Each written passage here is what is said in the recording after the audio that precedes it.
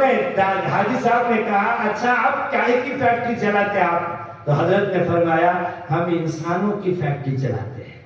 ہم انسانوں کی فیکٹری چلاتے ہیں، یہ مدرسے انسان تیار کرنے کے فیکٹری ہے۔ اور حضرت نے فرمایا مفتی صاحب نے جو معائنہ کرایا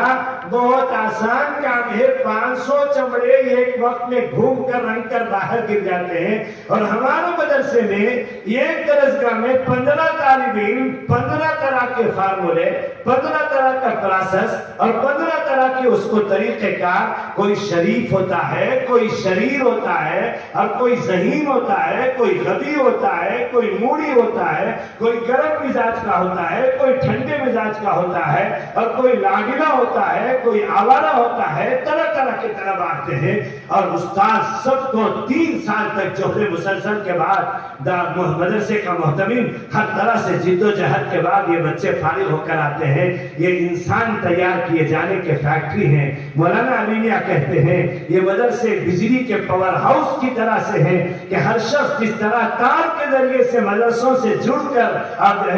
بجلی کے پاور ہاؤس سے جڑ کر کے اپنی ضرورت کو روشنی میں پوری کرتا ہے، اسی طرح مومن کا تعلق جتنا مضبوط مدرسوں سے اور یہاں کے پروڈکٹ علماء حفاظ اور مفتیوں سے ہوگا تو اس کی زندگی میں ایمان ہوگا، اس وہ استقامت فی الدین والی زندگی اس کو ملے گی، اور ایمان پر خاتمہ اللہ تعالیٰ اس کو عطا فرمائیں گے۔ تو میرے دوستو مدرسے یہ دین کی حفاظت کے قلعے ہیں، اور یہ مدرسے جب تک روئے زمین میں ہیں تو اسلام زندہ ہے، اور یہ مدرسے جب تک ہیں تو دعوت و تبلیغ کی محنت ہے، یہ مدرسے جب تک ہیں تو یہ خانقاہیں ہیں، یہ مدرسے جب تک ہیں تو یہ مکاتب قرآنیہ کا سلسلہ ہے، یہ مدرسے جب تک ہیں تو تصنیف و تعلیف کا سلسلہ ہے، یہ مدرسے جب تک ہیں تو دین کی اشاعت اور حفاظت کی شکلیں ہیں، یہیں سے ساری چیزیں تیار ہوتی ہیں۔ ابھی قریب میں علامہ تقی عثمانی جو اس وقت پوری دنیا میں شیخ الاسلام کے اعزاز سے نوازے گئے ہیں،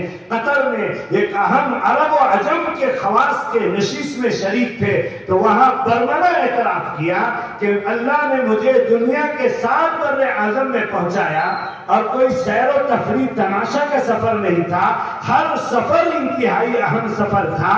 اور دنیا گول ہے کے درجے میں، اسٹارٹ اور اینڈ کے درجے میں اللہ نے مجھے پورا دائرہ لگایا پوری دنیا میں۔ لیکن میں نے دیکھا کہ جہاں کہیں میں گیا تو وہاں یہ داڑھی، یہ جبہ، یہ پاجامہ، یہ ٹوپی، یہ مسواک اور یہ قال اللہ، یہ قال رسول کی آوازیں آئی، تو میں نے تحقیق کیا تو میرا سر فخر سے اونچا ہو گیا کہ مجھے یہ نتیجہ، یہ جواب ملا کہ یہاں کوئی نہ کوئی دارالعلوم دیوبند کا واسطہ یا بالواسطہ فرزند ارجمند بیٹھا ہوا کام کر رہا ہے۔ ابھی قاری شریف صاحب نے بتایا کہ ان کے ابا نے ان کو زبردستی بلایا کہ میں نے تم کو علاقے کے لیے پڑھایا ہے۔ قاری شریف صاحب وہ ہیں، میں ان کے بارے میں بتا دوں، ہم سب یہ تکرار کراتے تھے کتابوں کا، دارالعلوم میں سبق کے بعد بیٹھ کر دہراتے تھے، تو ہم سب ان کے خوشہ چی